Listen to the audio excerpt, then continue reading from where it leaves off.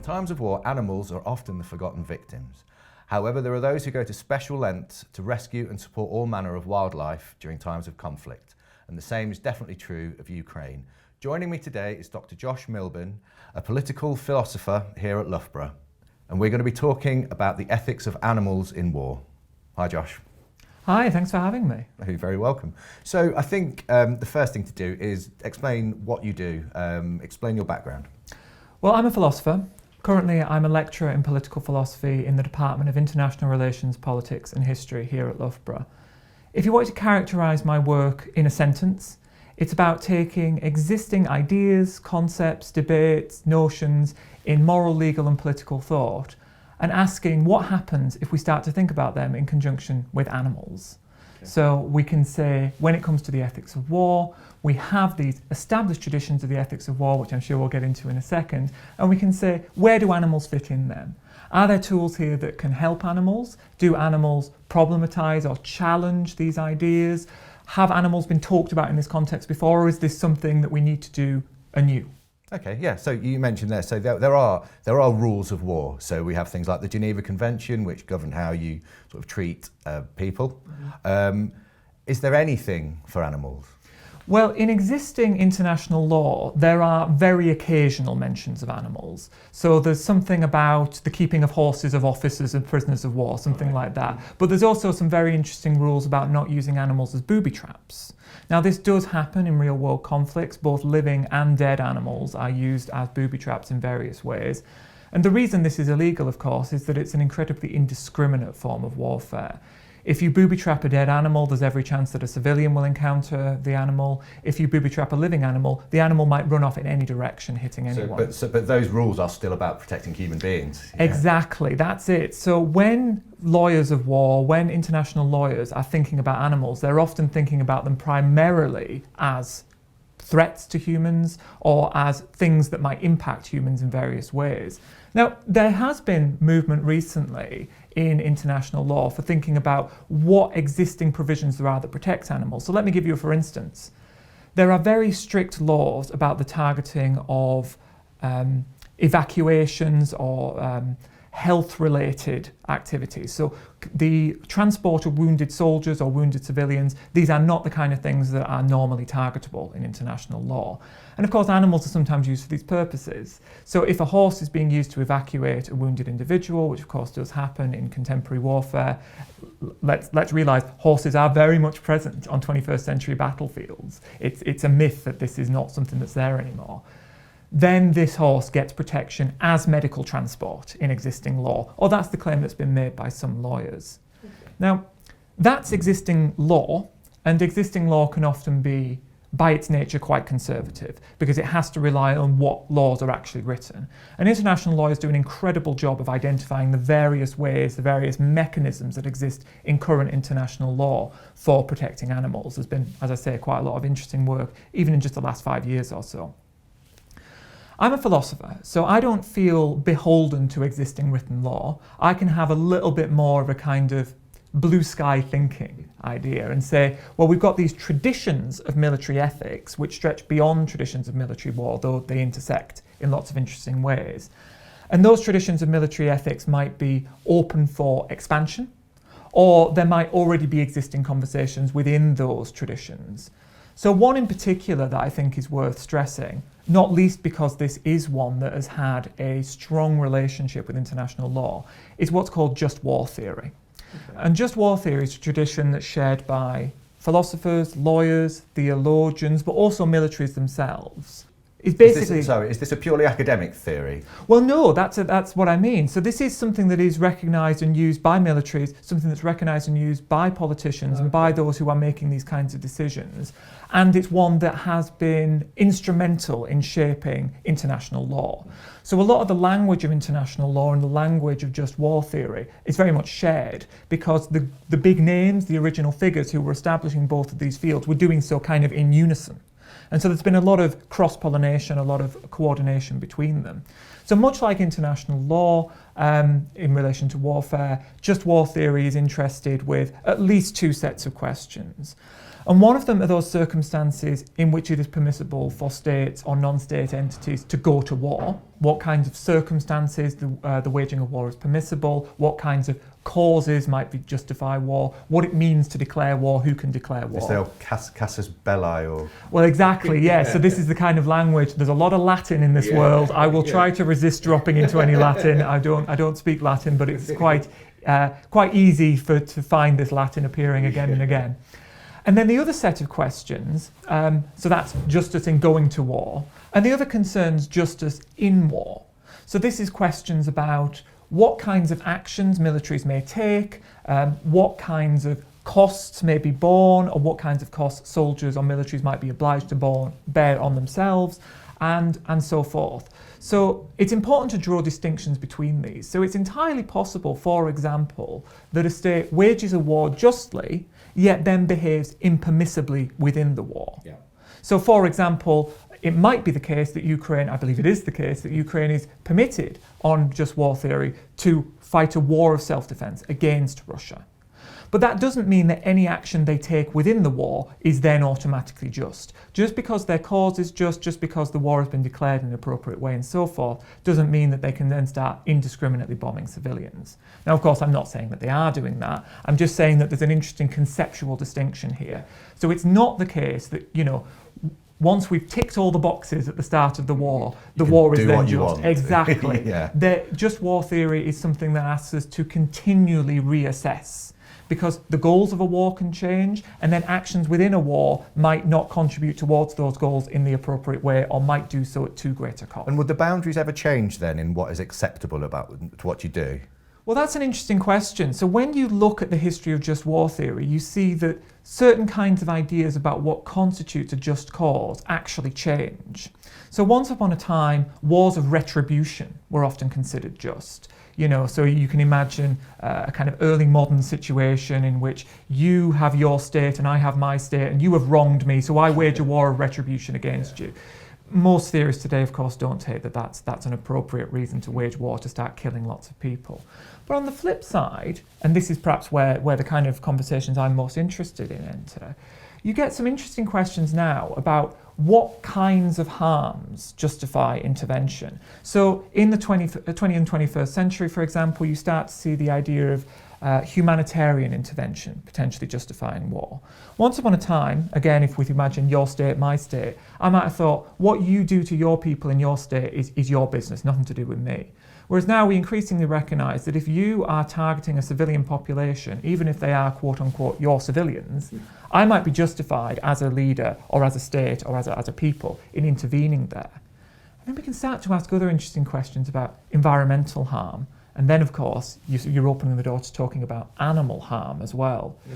So a lot of really interesting questions in just war theory in the 21st century have been about what kinds of harms to environment might impact our conduct in war, or might impact our decisions to go to war justly, appropriately, and whether we might think of damage to the environment, harm to the environment as a kind of war crime, as something that has to be ruled out in the conduct of war. So we have mentioned military animals that are used for the purposes of war. Now, are we also talking about pets? Are we talking about farm animals? Are we talking about naturally occurring wildlife? Can you make some distinctions about which animals maybe get preferential treatment, or are all animals equal? That's a good question, and that's a phrase that comes up a lot in my field. Animal farm. Yes. So the idea becomes, well, from my perspective, I take what we might call a sentientist view or a sentiocentric view, which essentially says that what matters, what gets someone into ethics, is whether they are conscious or sentient, whether they're the kind of being who have experience, things can go better or worse for them, there's something that it's like to be them. And that, of course, when we're talking about animals, includes a very wide range of animals. It includes the animals we might use in the conduct of war, dogs, horses, etc. It includes companion animals who might be impacted by war when fighting takes place in civilian areas, dogs, cats, etc. It includes farmed animals, it includes wild animals, it includes the animals who might be used by the military behind the scenes, such as in testing and the development of medicines or weaponry, or the training of medics, for example. there's a whole kind of world out there. And I think you're right to say, let's start drawing some distinctions, because actually the kinds of language we might use in existing just war theory, existing ethics of war, existing laws of war to think about these animals are quite different. So for example, we might think about what we could call animal soldiers. And of course, just war theory and other traditions of military ethics already have quite complicated ways of distinguishing between combatants or soldiers and non-combatants. And so if these animals, think of guard dogs for example, if these animals are combatants, that really changes their status, ethically speaking. But then this gets very complicated, because if they are combatants, they are what we might call innocent combatants, right? Because they haven't chosen to join the army. They're not responsible for the kind of actions they take in the way that many humans are. Of course, this is a spectrum. There are lots of people fighting in real world wars right now who don't want to be there, who haven't chosen to be there. And I think it's important to remember that. And of course, there are lots of people fighting in real world conflicts right now who are not, like you and I, fully autonomous adults. You know, there are lots of children fighting in real world wars right now. And they are also, in a sense, innocent. Well, never mind in a sense, they are also innocent combatants. So, and this is controversial, right? This is tricky, what I'm about to say. But I've been thinking about the analogy here, right? There is existing conversation about the ethics of engagement with child soldiers. Because let's not be naive here. You know, if you see a child on the battlefield who is heavily armed and who is going to shoot at you, it's no good saying, oh, they're a child, you can't shoot back, right? We need to seriously address those situations in which individuals do find themselves on the battlefield facing innocent threats, facing individuals who might do significant harm to them or innocent third parties, and what kinds of actions might be appropriate. And so just as I believe that it might sometimes be, though deeply, awfully tragic, appropriate for combatants to shoot at children who are shooting back, equally I think it might sometimes be, though deeply tragic, appropriate for soldiers to shoot at dogs, armed dogs, you know, dogs who are going to do significant damage. Or going back to the example I used before of the booby-trapped animals, especially in asymmetrical warfare, where you've got government forces fighting against insurgents or terrorist organisations, the insurgents or terrorist organisations might sometimes use these less standard models of warfare. And so, for example, I know that British soldiers have sometimes faced donkeys or mules strapped with bombs pushed towards them. And in those circumstances, I do think it might well be appropriate to shoot this animal, right? Simply because of the serious threat that is posed, even though the animal is innocent. Sure. And this is one of the horrible things about warfare, right? And this is one of the horrible things about the ethics of warfare. Almost inevitably, warfare involves the death of civilians, serious harm to civilians, death of innocents, serious harm of innocents. And just war theory and other traditions of the ethics of war are often about saying, look, that's going to happen. That might even be permissible in some circumstances. But what we can do is we can identify those limited cases in which it's permissible and try and limit the occurrence of these cases. So, I mean, I suppose, I don't know if this is correct, but you are looking for a stage at what point to bring in a ceiling to say, no, you can use an animal for this purpose, but once you strap a bomb to it and you send it towards a troop of soldiers, then that's a no. Well, that's a no, and that's a no on existing kind of anthropocentric or human-centred approaches to the ethics of war and international law. So both of my questions, how do you decide where you put that level? Yeah. And I think that's the difficult question, right? So it could be that we say that it is never permissible to use animals in warfare because it's never permissible to put an innocent in harm's way. Equally, we might say it's never permissible to use children in warfare. I mean, that might sound uncontroversial. Of course, it's never permissible to use children in warfare. There's some interesting conversations here. In the case of, you know, an existential threat to a people or a nation, we might think in those circumstances, those dire, extreme circumstances, it is permissible to do what we would otherwise think is deeply impermissible. But using children, I presume, I might be massively naive here, I presume that wouldn't be a sort of a government edict. It wouldn't be something that is used by a government arm, like how you imagine a proper military. That would be something that would maybe used by some insurgents or maybe somebody less scrupulous, and because of that, they're not going to listen to any laws. So if you tell them they can't use donkeys, they're not going to listen. So how do you? Well, these are great questions. First of all, I think it's not entirely clear that we can draw a sharp, bright line between these two groups. Not. No. And of course, it's not clear that we can draw a sharp, bright line between children and adults either, right? So there are ways in the UK, for example, that 16, 17-year-olds can become affiliated with the military, and they are, by many definitions, child soldiers. Yeah. And that's ethically interesting, and there are lots of people who are very, very concerned about that fact. But you do raise a very important point, which is the fact that, and I think this is a lot of people's instinct when I start talking to them about the ethics of war, that in war, well, there's that old idiom, right? All's fair in love and war, right? Yeah. The idea is that in war, people don't listen to these laws. People don't listen to these ethical principles. And that is true to a certain extent.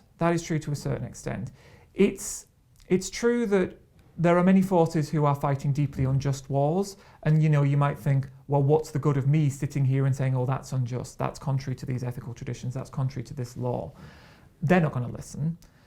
But at the same time, there are militaries that are concerned with acting in appropriate ways, and there are militaries who are concerned with acting in legal and ethical ways. And we would hope that the militaries of Western democracies would be interested in acting those ways. Mm-hmm. So there is a certain irony in that often the people who are most willing to listen to the kinds of arguments, the kinds of considerations, the kind of research I'm engaged in, are perhaps those who are least needed. They're already, yes, exactly. They're already doing it, or to some extent anyway. They're at least already sympathetic. Yeah. I mean, when it comes to the case of animals, given that the just war tradition and other traditions of military ethics have been so anthropocentric, actually questions about animals are often very far from the agenda. That doesn't mean that they're absent. So let me give a couple of examples from the UK military where animals rear their head, as it were, in ethical or ethical adjacent conversations. So one is the bearskin hats of the foot guards down in London. This is literally made of bears, right? Yeah. And periodically, actually, this is raised as a concern. Every kind of 5 or 6 years, questions are raised. There's a few articles in the broadsheets. It sometimes comes up in Parliament, because this raises interesting conservation issues. Now, I should say I'm not necessarily concerned primarily with conservation. I'm coming from an animal perspective rather than what we might call, say, an environmental perspective. But it's part of the same broad conversation. And consistently the response is, oh, well, there's no good substitute for bear, we couldn't possibly have. And, one answer would be, well, we could just stop wearing those giant hats. We could wear something different. Yeah. If you want a giant hat like that, maybe it is the case that bear is the best thing, but do we really need giant hats like that? There you go, one thought. But another, and this was front page news a few years ago, during the fall of Kabul, when the Taliban was retaking Afghanistan, Paul Penn Farthing, who was a former Marine, he'd set up an animal rescue in Kabul, and he wanted his animals brought out, okay? But then there was a lot of backing and forthing. A lot of people were saying, right, these are innocent animals, they deserve to be rescued. And then people respond with, well, hold on, are we seriously saying that seats on a plane are going to go to dogs and cats rather than humans? This was front page news. Boris Johnson, then PM, personally interceded. A really interesting story. And what I find fascinating about this is if a journalist from the Times or the Telegraph had rung up a just war theorist down at Oxford and said, well, what does just war theory say about the treatment of animals? I think in some ways they would have to say, well, very little, right? Because just war theory is concerned with humans. And this is perhaps one of the ways that you ask about these norms changing over time. As we as societies become much more conscious of the harms that we're doing to animals and much more aware of the way that animals are part of our moral, social, political, legal communities, we need to start saying, well, what about these traditions? What about these ideas that we've used for a long time? How can we adapt them? How can we broaden them? And that's what I aim to do, to say, well, what kinds of ways could we include animals in these theories? And I think one of the difficult things here is that it's very hard to do it piecemeal. So there have been a few efforts to talk about animals in just war theory, but they're often quite selective in what they talk about. So for example, let me use conservation. there's been the emergence of what we might call militarised conservation or green militarisation in parts of Southeast Asia, in parts of Africa. There's a lot of news stories about this, some listeners might be familiar with this, where you get very much militarised groups of conservationists protecting, say, the last white rhinos, or protecting certain spaces that are biodiversity rich. Mm-hmm. This raises interesting questions. It's the use of military force, the use of lethal force sometimes to protect animals, right? And then when you put it like that, suddenly this sounds like quite a controversial proposition. Even though, oh yes, we're protecting these white rhinos, it sounds like a great headline.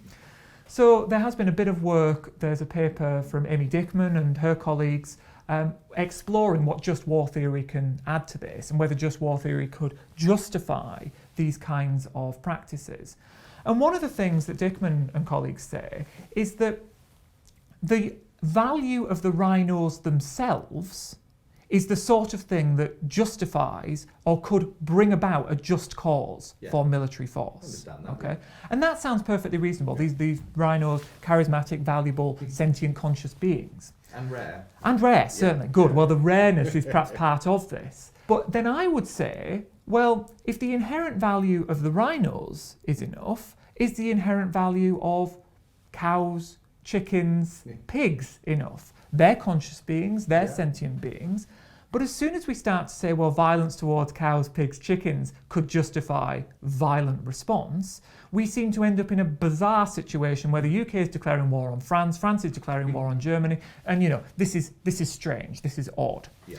So what I'm saying here is not that I'm endorsing all-out war to defend animals. What I'm instead saying is we need to be very careful about where we place animals in this conversation. Yeah. And I think there are some people in the animal rights world, and I'll hold my hands up, I'm very much part of the animal rights world, I'm an advocate for animal rights, who might be inclined to say, well, animals have as much value as humans, and just war theory is about protecting valuable entities, animals deserve protection too. It's very easy to see where this argument leads. And there have been a few papers from people writing about this, thinking about the prospect of animal activism and indeed violent animal activism. Yeah. And this is inherently a deeply controversial topic. And so I think we need to be very careful in what we're doing here, because the last thing I want to do is just make an incredibly straightforward argument for a deeply controversial conclusion. Yeah. I want to explore these questions and explore them sensitively and explore them, dare I say, fearlessly. And how much, because one thing that's striking me is that I'm sort of struggling to find the divide between where it's philosophical and where it's legal. So you can talk very, very well about the legal side, and you reach a conclusion based on the rule of law. But then how well does that sit alongside the philosophical argument? Yeah, good question. These things are often in conversation. So you will find that the philosophers are citing the law, the lawyers are citing the philosophy to kind of show how these traditions intertwine and how the arguments relate to each other. But again, I do think that philosophical thinking has the power to be a little bit more open-ended, a little bit less tied to what's going on out there in the world, and often pointing, or perhaps in an ideal framing of their relationship, we might say, pointing the sort of direction that the law might go in the next 50, 100 years. Now, this creates an interesting tension for the simple reason that in a perfect world, we wouldn't need to have these conversations at all because we wouldn't have war, right? War is by its nature a non-ideal phenomenon. War is by its nature an imperfect world phenomenon.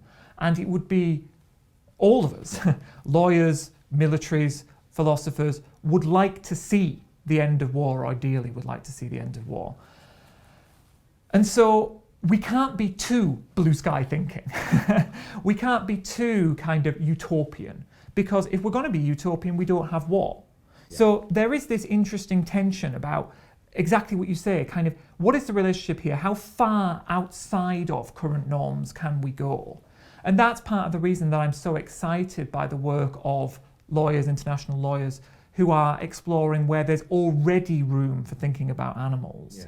And animals crop up in interesting ways. So, for example, reparations hearings at the International Criminal Court I've read from Marina Lostall, a lawyer, that all existing reparations hearings involved animals. Okay. And the reason for that is that the kinds of conflicts that they're talking about... In what way do they involve Yeah. animals? So they involve animals in the sense that the kind of conflicts they're talking about often involved scorched earth tactics. Oh, okay. That is the destruction of human property in animals and the destruction of animals used for food to starve out populations or to move populations on. Yeah. Now, in the fog of war, it's always hard to know precisely what's going on, but there has been indication that something like this is happening in Ukraine. There's been some pretty disturbing reports. Again, just reports. I can't personally verify that these things have happened, but reports of Russian military using animals apparently just as target practice, just shooting fields of cows. There was some footage of a burning barn, so apparently set on fire, whether that's deliberately or accidentally, we don't know, but set on fire, full of animals, a lot of suffering, a lot of death. Now, you then get into interesting areas when you point out, well, these animals are there to be killed anyways, right? So it's not like they would have lived long and happy lives were it not for the fact that there was war going on. Yeah. And so working out how they fit into calculations of proportionality and necessity, so two ideas from just war theory, thinking about when it is, how much harm are we justified in causing for our goals, and is the harm we are causing necessary? And does it matter whether the harm that these soldiers are causing is tactical or just chaotic? It does, because if it's tactical, it might be necessary. Right. Oh, cool. Yeah. So if it's pure chaos, then this is unnecessary harm. If it's tactical, sometimes we can, according to just war theory and according to international law, cause harm even to innocents when doing so is necessary in order to achieve some military end. Now, there's a difference here between incidental harm and deliberate harm. Okay. And it's the difference between saying, I am bombing this munitions factory, which regrettably contains some civilian workers, and I am shooting at these civilians in order to cause, terror in my opponents, in my enemies.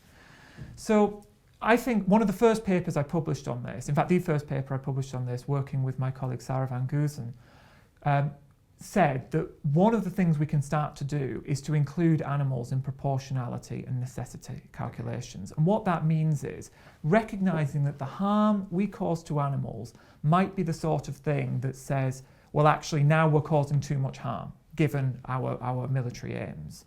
It might not be legitimate for us to kill this many animals plus this many humans in order to achieve such and such a military aim.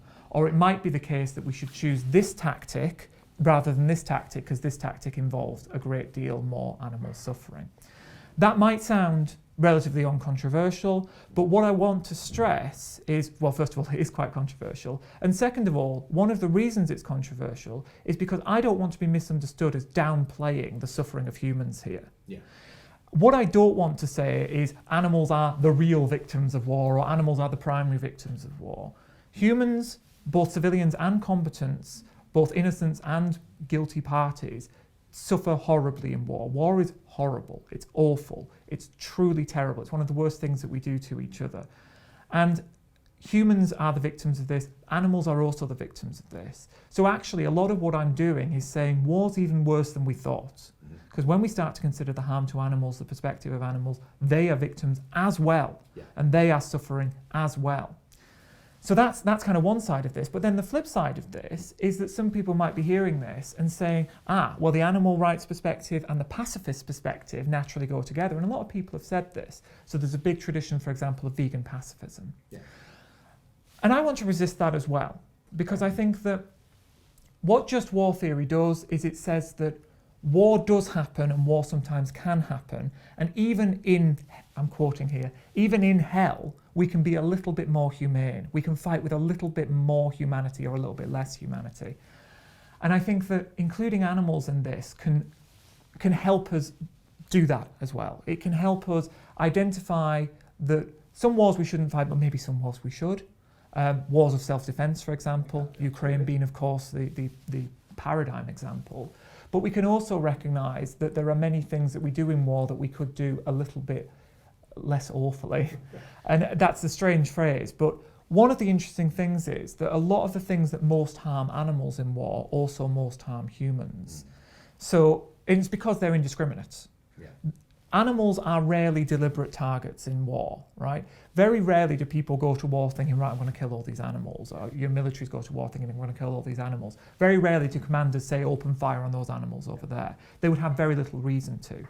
The exceptions of, the mule with the bombs or the dog, the attack dog, but these are very much exceptional cases. Most animals impacted by war aren't these kinds of animals. They are companion animals, they are wild animals, they're farmed animals. The indiscriminate methods of warfare, nuclear war, chemical war, biological warfare, these are already banned on international law, and these are already condemned by all major traditions of just war theory, all major approaches to just war theory, precisely because they're indiscriminate. Yeah. And their indiscriminate nature is what means that they are more likely to impact animals. So actually, often, I think the practical outcome of taking animals seriously in calculations of necessity and proportionality are going to be quite similar to the practical outcomes of taking human civilians seriously. It becomes yet another argument against these forms of warfare that we already quite rightfully condemn. Yeah. That doesn't mean it's easy, doesn't mean it changes nothing, but it does mean that it's not the case that I'm introducing kind of pacifism by the back door. It's not the case that I'm saying, oh, we include animals and oh, by the way, that means all war's ruled out. I do think we should, of course, be limiting our war. I don't want to be misunderstood as a warmonger. And I think, there are some people who think that just war theory is a kind of warmonger's tradition because it's there trying to justify certain kinds of war. Yeah. What I would say is that just war theory condemns most real wars. Most real wars are not just on just war theory. And so Sarah, who I mentioned before, she's got some sympathy to a position that's sometimes called just war pacifism, which is something like, war is in principle just, but in practice, war is very, very rarely just. And actually, I'm quite interested in various forms of warfare that move war away from contemporary staging zones. Think about cyber warfare, for example. Okay. Yeah. Cyber warfare can impact civilians horrendously, right? If you take down a system, an internet system that hospitals are relying on, for example, lots of people could die. But moving warfare outside of traditional staging zones, whether that's cities where humans and companion animals are impacted, whether that's protected wildlife areas, and disproportionately actually wars, think of ongoing conflicts in Africa, for example, disproportionately wars actually take place in biodiversity-rich zones. And so wars have really serious conservation impacts. Again, I'm not primarily concerned with conservation, but what we do find is that, of course, if we're talking about a loss in number of animals in a certain space, a lot of animals have been killed, or a lot of animals have been displaced, or a lot of things that the animals rely upon have been damaged. So we are talking about harm to animals as well. So moving combat out of cities helps civilians and animals. Moving combat out of wildlife-rich areas protects wildlife. And I think that in the 21st century, we might see, or lots of people have suggested we might see, warfare moving to new kinds of spaces. And including animals in just war theory might offer us further arguments for this more limited or more specific or more non-standard form of warfare. Okay, I want to talk a little bit about what's actually being done on the ground. So in places like Ukraine, I've just got some figures here from, I love the name of this charity, it's called Save the Dogs and Other Animals.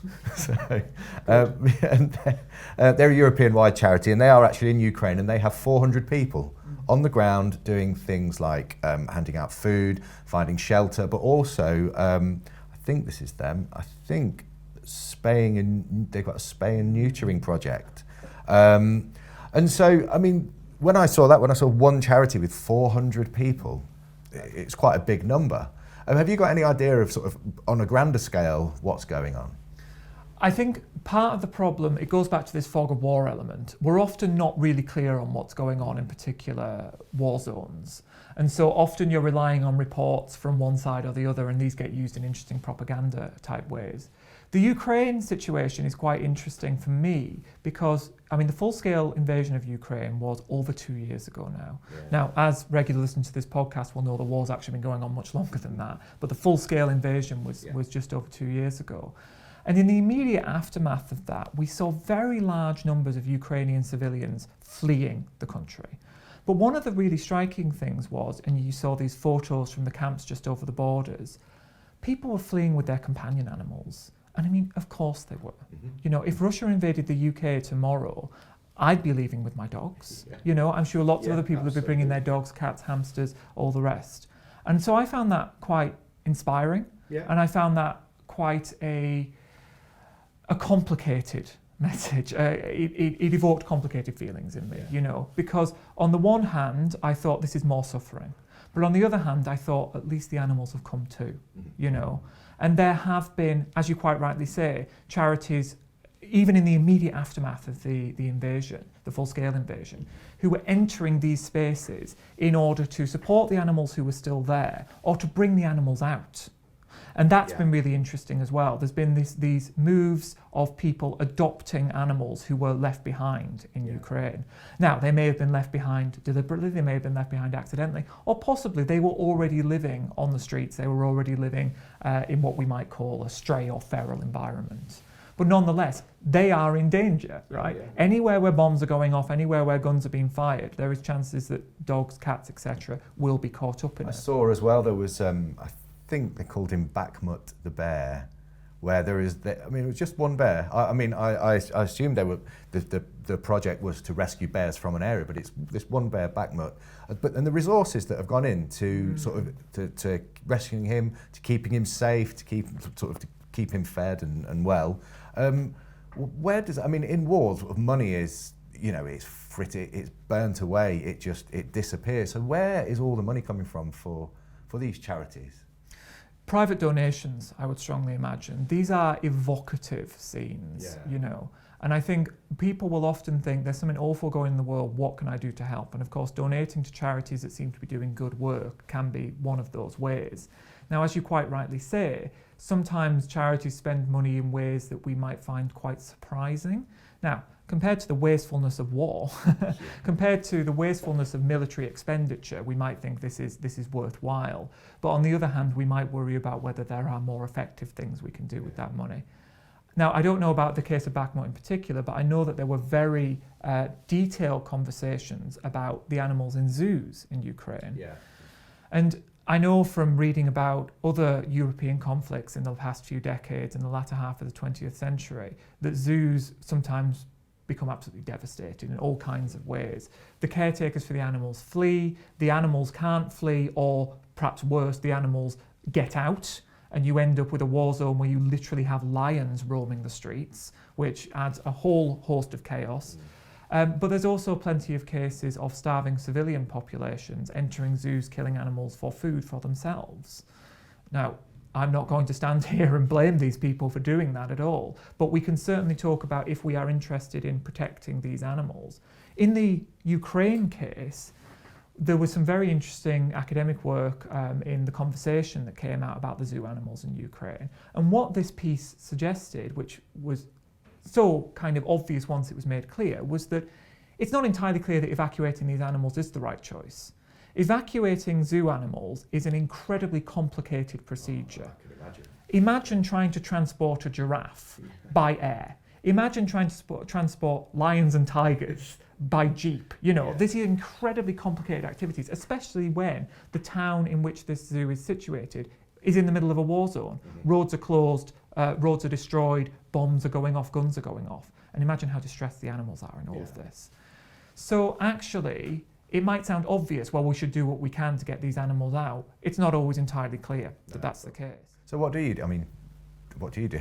Well, I think this isn't necessarily much help for those cases, but we should be asking about whether we should be having those zoos there in the first place. Oh, okay.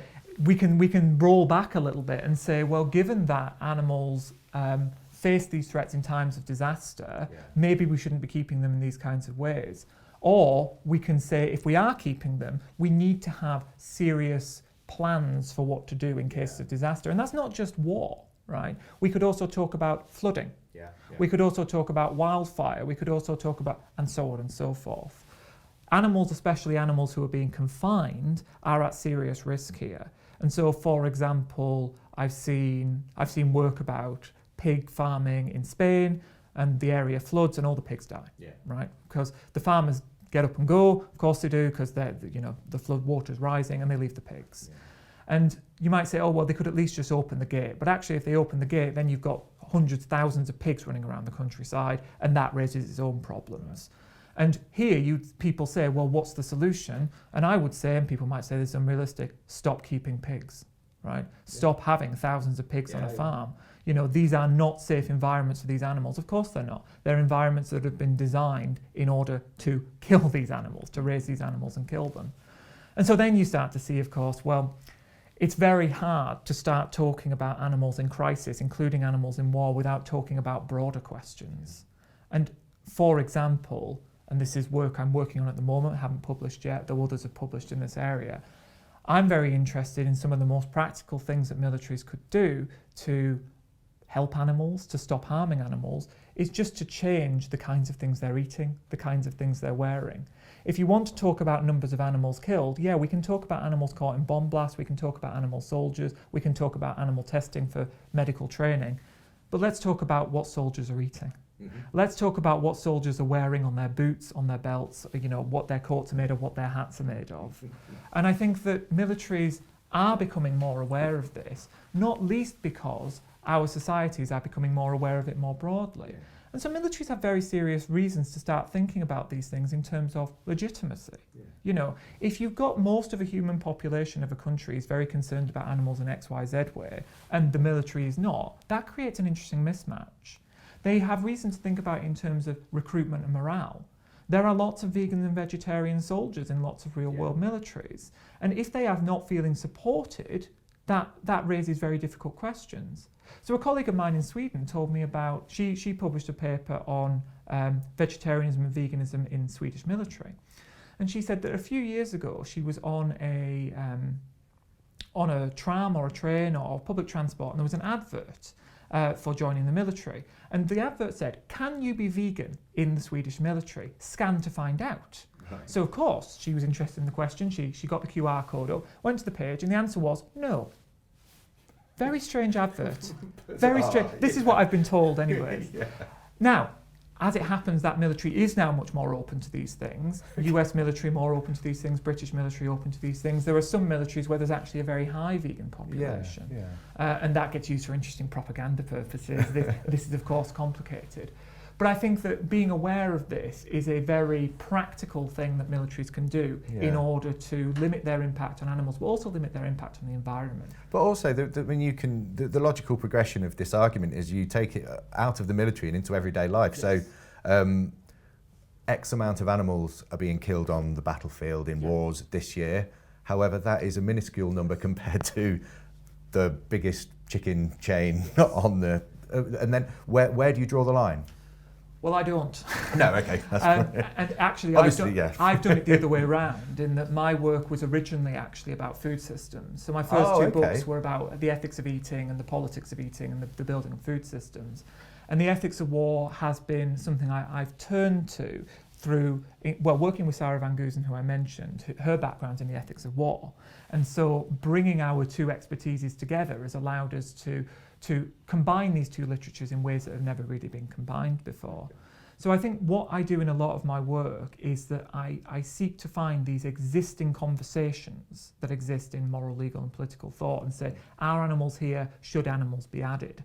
And so I hope I'm not misunderstood. I don't think that including animals in just war theory is going to be the thing that saves animals, worldwide. Yeah. But it is a practical step that we can take. Insofar as militaries continue to be active, and of course they are active, and especially insofar as militaries should continue to be active, and I think in certain circumstances they should be, we can say, well, what about the animals? And we already have these traditions of military ethics. What I don't want to do is say, well, animals have rights, here's the animal rights tradition, so I'm just going to impose that on militaries and say, right, so now you need to respect animal rights. Instead, I want to recognise that the tradition of military ethics already grapples with a lot of interesting, important questions, and animals can be added in more or less easily. Actually, it's harder than I initially thought it would be, precisely because I don't think we can take it piecemeal. But I'd really like over the next few years to really do this systematically and explore all the different areas of just war theory and the ethics of war and think about where animals fit in. And, again, it's not going to be the case that my conclusion is going to be, so now we need to wage war on France because of foie gras production. No, nor is it going to be my conclusion, now we need to abandon all war. Yeah. Okay. Instead, it's going to be, we need to think seriously about these things, and when we start to think seriously about these things, it's going to change how we practice war. And this is not too blue sky thinking, right? There are already, for example, I think it's the Australian military works quite closely with scientists and conservationists interested in whales. And the reason for that is that sonar impacts whales. Oh, okay. And so navies, including, I believe, the British Navy, though I couldn't swear to that right now, American Navy, Australian Navy, lots of navies, actually have policies about when they do and don't use sonar, precisely because it impacts whales. Right. So this is a practical example of the sort of steps that militaries could take. And again, this is done primarily for conservation purposes, rather than to say reduce whale suffering or respect whale rights. Yeah.